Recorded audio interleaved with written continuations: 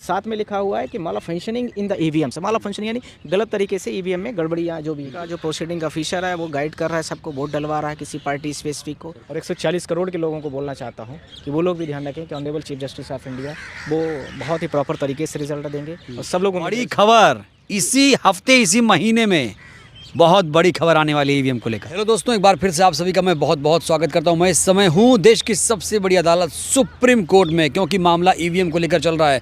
हमारे साथ हैं सीनियर एडवोकेट नरेंद्र मिश्रा जी। नरेंद्र जी, आपके हाथ में क्या फाइल है?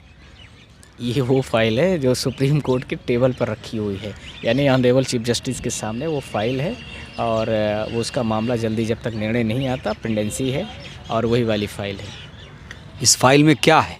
इस फाइल में वो सारी कंप्लेंट्स हैं, वो सारी पिटीशन है जिन ग्राउंड के आधार पर हमने पिटीशन फाइल किया था। हमने जो लेटर टू पिटीशन दिया था ये वो है जिन क्वेश्चनों को लेकर के हम सुप्रीम कोर्ट तक आए हैं। हम जनता का फ्री एंड फेयर इलेक्शन नहीं हुआ उसको लेकर के आए हैं। जो वो विटनेसेस हैं, जो एविडेंसेस हैं, जिनको विभिन्न पेपरों के माध्यम से हमने कलेक्ट किया है, विभिन्न इलेक्ट्रॉनिक सोशल मीडियाज़ के माध्यम से हमने कलेक्ट किया है, वो सारी चीज़ें हैं। आपको ये पता है नरेंद्र जी कि अखबार में जो लिखा जाता है उसे एविडेंस नहीं माना जाता है, तो फिर उसका पत्रकारिता का लाइसेंस भी रद्द हो जाता है। आपको पढ़ा है कभी? आप पढ़ लेना, भारत देश का जो पहला पेपर आया था ना उसके बारे में पढ़ लेना, और जो गलत लिखते थे उनके खिलाफ में एक्शन भी होते हैं। ऐसा क्या है, हम उन्हीं चीज़ों के तथ्यों के आधार पर आ रहे हैं। पर कुछ चीज़ें ऐसी हैं जो आप कह रहे हैं पत्रकार के अलावा भी जो इलेक्ट्रॉनिक पोर्टल हैं उनमें जो कंप्लेन रजिस्टर्ड है उनका भी डिटेल है। आप ऐसा मत समझिए कि किस तरह की डिटेल्स हैं, किस तरह की शिकायतें हैं आपके पास? 2-4 शिकायतें बताइए। उनमें यह है कि ईवीएम टेम्परिंग को लेकर के है। ईवीएम मतलब टेम्परिंग का मतलब कि हैकिंग राइट समथिंग देयर। दूसरा ईवीएम इन रेगुलर का लेकर के है कि ईवीएम प्रॉपर तरीके से कंटिन्यूसली तरीके से नहीं चली। तीसरा है कि ईवीएम में वोट डालते समय लोगों को काफ़ी प्रॉब्लम आई, यानी वोट नहीं डालने दिया गया। ब्रॉडकास्टिंग को लेकर के है, वोटिंग का राइट्स उनका नहीं यूज करने दिया गया, लोगों को वोट नहीं डालने दिया गया और उन लोगों ने पब्लिक जा कर के वापस हो गई, बेचारी लौट गई, रिटर्न हो गई। इसके साथ में और बहुत सारी चीज़ें एप्लीकेशन में आई हैं कि मारपीट हुई, एफआईआर नहीं रजिस्टर्ड हुआ, पूरी की पूरी पोलिंग कैप्चर्ड कर ली गई, वो भी हुआ। बहुत सारी कहाँ पे बूथ कैप्चरिंग हुई? मैं आपको एक छोटा सा वीडियोस दिखा रहा हूँ, ऐसे बहुत सारी वीडियोस मेरे नहीं, पास आप बता दीजिए ना, दिखाइए। नहीं, मैं लिखा हुआ मध्य प्रदेश का रहली विधानसभा, ये वीडियो में क्या है? हाँ, आप देख लेंगे, वहाँ का पूरा आया हुआ। ऐसे बहुत सारी जगहों का है, अलग अलग जगहों का कई सारा आया हुआ है। कई जगहों पर तो ऐसा भी आया हुआ है कि वहाँ पर पूरे इनका जो प्रोसीडिंग ऑफिसर है वो गाइड कर रहा है सबको, वोट डलवा रहा है किसी पार्टी स्पेसिफिक को। तो वो मेरी सारी चीज़ों को लेकर के आया हुआ है। और ऐसे ही बहुत सारी जो है तो इलेक्ट्रॉनिक मीडियाज़ पर हैं चीज़ें कि वोटिंग नहीं डालने दिया जा रहा है, फायरिंग हो रही है, एफआईआर नहीं हो रहा है, लोगों को मार पीट के भगाया जा रहा है, दोबारा रिकाउंटिंग के लिए बोला जा रहा है तो उनको भगाया जा रहा है, वॉल्यूशन किया जा रहा है। बहुत सारे लोगों की कंप्लेन अब जो आ रही है 3 दिसंबर के बाद कि हमारा वीवीपैट जो है तो पूरा का पूरा पोलिंग वाइज पूरा काउंट करा लिया जाए। तो ऐसे भी बहुत सारी कंप्लेंट्स आ रही तो अभी अगर मैं बात करूं सुप्रीम कोर्ट में तो कहा जा रहा है बहुत सारी पिटीशन ईवीएम को लेकर ही आ गई हैं और सुप्रीम कोर्ट भी टिप्पणी कर चुका है। भाई कितनी बार आओगे आप लोग? मुझे लगता है कि देश के जब तक संविधान में आर्टिकल 32 है, जब तक एसएलपी फाइल करने का आर्टिकल 136, 37 है, ये सारी चीज़ राइट्स है, तब तक आम जनता के पास राइट्स है। जिस दिन से वो हमारे कॉन्स्टिट्यूशन ऑफ इंडिया से निकल जाएगा उस दिन से कोई भी जनता सुप्रीम कोर्ट में नहीं आएगी, फिर नहीं बोलेगी कि भाई हमारे पास पावर ही नहीं है, आप हटा दीजिए उसको। जो भी कहता हो, मैं नहीं जानता कि कौन आपने बोला है, मैं नहीं जानता। आर्टिकल 226 में आप सुप्रीम हाई कोर्ट को हटा दीजिए, वहाँ से नहीं आएंगे। 227 हटा दीजिए, हम वहाँ नहीं आएंगे, फिर हम नहीं बोलेंगे। एक सबसे बड़ी बात दर्शकों को बताना चाहता हूँ कि नरेंद्र जी वो एडवोकेट हैं जिन्होंने इस गंभीर मुद्दे को लेकर सीजेआई डीवाई चंद्रचूड़ साहब से भी मुलाकात की है, यानी मामला अब सुलझने वाला है। देखिए, ऑनरेबल चीफ जस्टिस से मैं आप लोगों को जितनी मीडिया से बाइट दिया हूँ, हम लोग रोज़ प्रेयर में आते हैं, रोज़ केसेस होते हैं हम लोगों के, उनसे जितना आप उम्मीद कर लो और इतना हम्बल मैंने सीजीआई आज तक अपने लाइफ में नहीं देखा है। इस चीज़ को मैं आप लोगों से बोलूँगा और 140 करोड़ के लोगों को बोलना चाहता हूँ कि वो लोग भी ध्यान रखें कि honourable chief justice of India वो बहुत ही प्रॉपर तरीके से रिजल्ट देंगे और सब लोग उम्मीद रखिए फ्री एंड फेयर जो वोट्स का राइट्स है, जो संवैधानिक अधिकार, जो संविधान रक्षा करने के उनके पास राइट्स है, वो सब कुछ करेंगे। आप लोग पूरा उम्मीद रखिए, पूरा भरोसा रखिए। और इस हफ्ते में अभी तक तो जो मेरे पास कल तक जो रिपोर्ट थी, इस हफ्ते में बहुत कुछ अच्छा हो जाएगा। हमसे बोला जा रहा है कि समय का थोड़ा अभाव चल रहा है, इसलिए नहीं हो रहा है, पर होगा, अच्छा होगा, आप लोग चिंता नहीं। आपकी जो याचिका थी एक्सेप्ट हो गई? अब तो एक्सेप्ट ही है, हम तो ऑनरेबल से उनको लेटर टू टेबल पे चला गया ना? वो तो उसी दिन 3 दिसंबर से ही चल रही है। फिर उसके बाद मुझसे फ्रेश मंगाया गया था, प्रॉपर तरीके से मंगाया गया, वो भी मैंने कर दिया था सारी चीज़ों को। तो ऑनरेबल चीफ जस्टिस थोड़ा सा 2 पॉइंट दिखाइए, थोड़ा हम शूट करेंगे उसको, क्या है उसमें 2 पॉइंट? देखिए, मैं आप लोगों के माध्यम से एक तो जो मेन चीज़ थी, आप लोग देखेंगे ये पत्रिका जो पेपर है 22 नवंबर का, इसको लेकर के इंग्लिश में ध्यान रखें। This is translated copy. यहाँ पर लिखा है मैं एमपी इलेक्शन 2023, इसमें लिखा हुआ है 2023 का मैटर है। इसके साथ में लिखा हुआ है कि malfunctioning in the EVMs, malfunctioning यानी गलत तरीके से ईवीएम में गड़बड़ियाँ जो भी थी, ठीक है, इन द ईवीएम में मध्य प्रदेश 15,000 कंप्लेंट्स, 50,000 कंप्लेंट, सी डिटेल्स, यानी अपनी जो 15,000 कंप्लेंट्स है उनकी डिटेल्स देख। अब इसमें पूरा डिस्क्राइब किया गया है। उसके बाद कुछ समय बाद इनकी जो पोर्टल जो ब्राउज़र था वो भी बंद हो गया, यानी वो भी जो है तो कंटिन्यूसली अपना पोर्टल में कंप्लेंट लेना बंद कर दिया। यानी इनकी कंप्लेंट जब बढ़ने लगी तो उसको भी इन्होंने बंद कर दिया। कायदे से नरेंद्र जी इस मामले को संज्ञान में लेना चाहिए था इलेक्शन कमीशन ऑफ इंडिया को, लेकिन आप बन गए प्रहरी लोकतंत्र के। मुझे लगता है 140 करोड़ की आबादी है और सब लोग लोकतंत्र के रक्षक हैं। और सारे लोगों से मेरी यही उम्मीद है कि यदि आप 5 साल तक जनता की जो दरबार होती है उस दरबार से हट करके अपने राइट्स का यूज करें, तो आप सब लोग, मेरे ये नहीं मतलब है किसी पार्टी स्पेसिफिक की मैं बात कर रहा हूँ, इस चीज़ को आप लोग सब लोगों से दिक्कत तो है कि वोट ईवीएम से हो या बैलेट से, ईवीएम में बड़ी दिक्कतें हैं, लोग कह रहे हैं। वही तो मैं कहना चाहता हूँ कि जिस चीज़ से हमें फ्री तरीके से, आराम तरीके से हमें ये समझ में आया कि हमारा वोटिंग राइट्स सेफ़ है, वो सेफ मोड को इलेक्शन कमीशन की ड्यूटी है कि उससे हमें उसको इलेक्शन को कंडक्ट कराए, न कि ये करे कि ज़बरदस्ती जनता के साथ में बिहेव करे। सीजीआई साहब का क्या रिएक्शन था जब आप मिले पहली बार उनसे? मैं आप लोगों से, हम लोग रोज़ मिलते हैं और मैं आपसे इतना ही बोलना चाहता हूँ, वो बहुत हम्बल पर्सन है।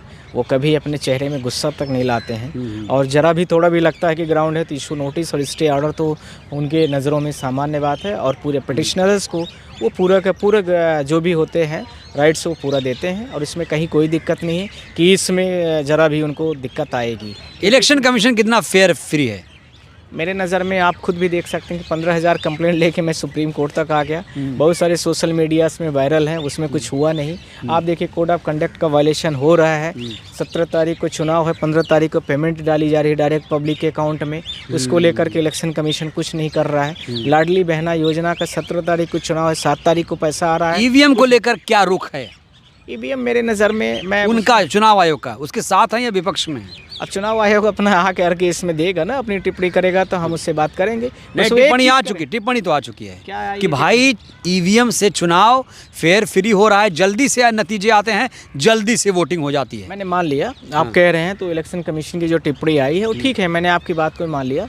पर उनके पास यह ऑप्शन पब्लिक को नहीं दे रहे हैं कि यदि आप किसी को शंका लग रही है तो वीवीपैट में जितनी टोटल पर्चियाँ हैं उनको काउंट करा ले, बस बात खत्म हो जाएगी।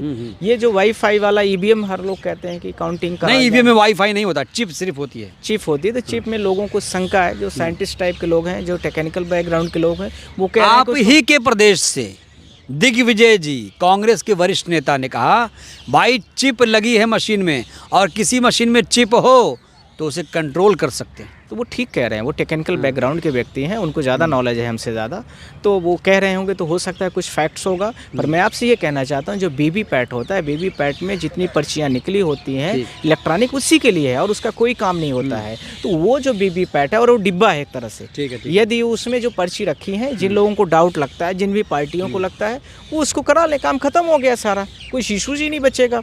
भाई इलेक्शन के इस दावे को देखें कि जल्दी से चुनाव होता है, तो इसमें भी दिक्कत है, क्योंकि देखिए 17 नवंबर को मध्य प्रदेश में चुनाव हुआ और 3 दिसंबर को हुई काउंटिंग, बीच में ईवीएम रेस्ट पर कहा जा रहा है, उसमें भी घपला हो गया। आप सही कह रहे हैं, 99% ईवीएम चार्ज पाई गई। आप बताइए 17 नवंबर को चुनाव हुआ, आप बताइए कि सुबह से लेकर के शाम तक चुनाव हुआ होगा, जाहिर सी बात है। बड़ी निगरानी हुई ईवीएम की, पहरेदारी सुबह से लेकर के शाम तक चुनाव हुआ, यानी 4-5 बजे तक तो हुआ होगा। ईवीएम चार्ज का पोर्टल, उसमें बैटरी वगैरह जो भी होती होगी हुई। पर आप बताइए कि वही 15 दिन बाद यानी 17 को चुनाव हो रहा, 15 दिन तक वो स्ट्रांग रूम में रखी गई थी और वो स्ट्रांग रूम में भी 99% चार्ज पाई गई जब ईवीएम को खोला गया। तो हाउ कैन इट पॉसिबल? मेरे पास मोबाइल फ़ोन है और मुझे लगता है काफ़ी महंगा फ़ोन, 1-1.5 लाख का होगा। उसकी भी बैटरी बैकअप जो होती है 4 घंटे 5 घंटे में, मतलब अब तक का सबसे अपडेट वर्जन है। और उसकी बैटरी बैकअप के बारे में भी मैं देखता हूँ 4 घंटे ज़्यादा नहीं चलता है। तो ऐसी स्ट्रांग में उसमें बैटरीज कौन सी लगा दी गई है ईवीएम में, जो है तो आपको 1% की बैटरी में और पूरा का पूरा चुनाव कंडक्ट करा ली। और इसके अलावा और राज्यों में बहुत जगहों पर ऐसी चीज़ें नहीं हुई। तो ये सारे कारण बहुत सारे फैक्ट दिखाते हैं। एक फैक्ट ये भी है कि जब मिजोरम में चुनाव हुआ तो वहाँ के मुख्यमंत्री जब गए ईवीएम का बटन दबाने तो ईवीएम ही खराब हो गई।